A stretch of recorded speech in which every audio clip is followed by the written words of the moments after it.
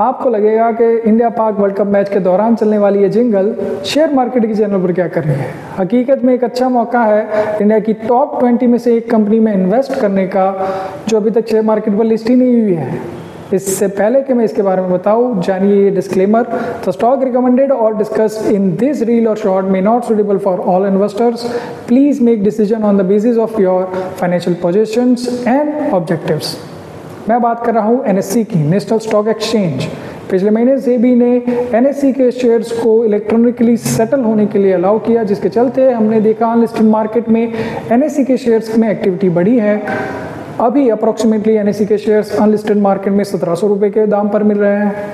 अभी बस बढ़ा है, जिसके चलते हमने ये रील बनाई है। क्या एनएससी में इस प्राइस पर इन्वेस्ट करना सही है? एनएससी का वैल्यूएशन क्या सही है? आइए जानते हैं एनएससी के वैल्यूएशन के बारे में।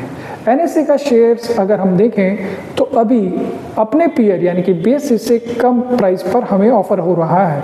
एनएससी का 9 मंथ रिजल्ट का ईपीएस तकरीबन 38 रुपीज़ के अराउंड चल रहा है। जिस हिसाब से उसका प्राइस अनलिस्टेड मार्केट पर है, वो शेयर 45 to 50 के पी के अराउंड चल रहा है, जो बीएसई की कंपैरेटिवली सस्ता है। पर क्या एनएससी का शेयर वैल्यूएशन इस प्राइस पर जस्टिफाई है? जैसा कि आप जानते हैं कि सितंबर के बाद सेबी ने एफ&ओ एक्टिविटी कम करने के लिए कई रेगुलेशंस और कई रूल्स बनाए, जिसके चलते एनएससी का एफ&ओ का टर्नओवर काफ़ी कम हुआ है। इसी के साथ शेयर मार्केट में आई मंदी के चलते एनएससी के कैश मार्केट के टर्नओवर में भी बड़ी कटौती आई है। हमें लगता है कि एनएससी का अभी का शॉर्ट टर्म का रेवेन्यू ग्रोथ थोड़ा कॉम्प्रोमाइज़ हो सकता है और ईपीएस में पिछले साल के मुकाबले आए हुए ग्रोथ कम हो सकता है आने वाले 1 साल के अंदर।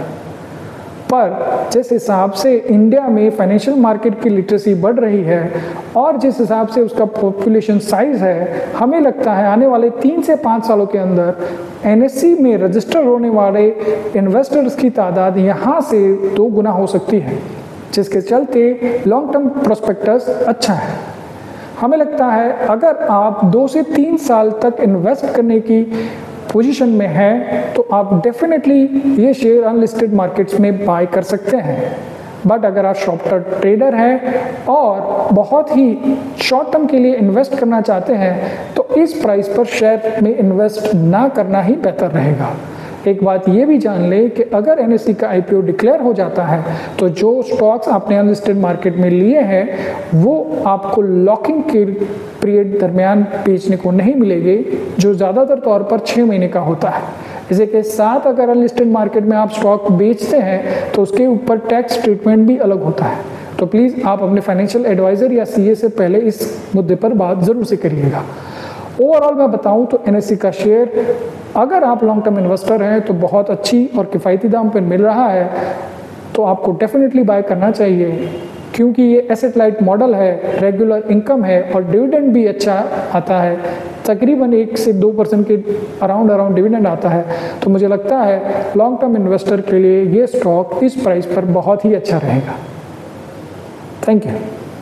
अगर आपको हमारा एनालिसिस पसंद आया हो तो प्लीज़ लाइक और शेयर करें इस वीडियो को और यूट्यूब चैनल को सब्सक्राइब करें।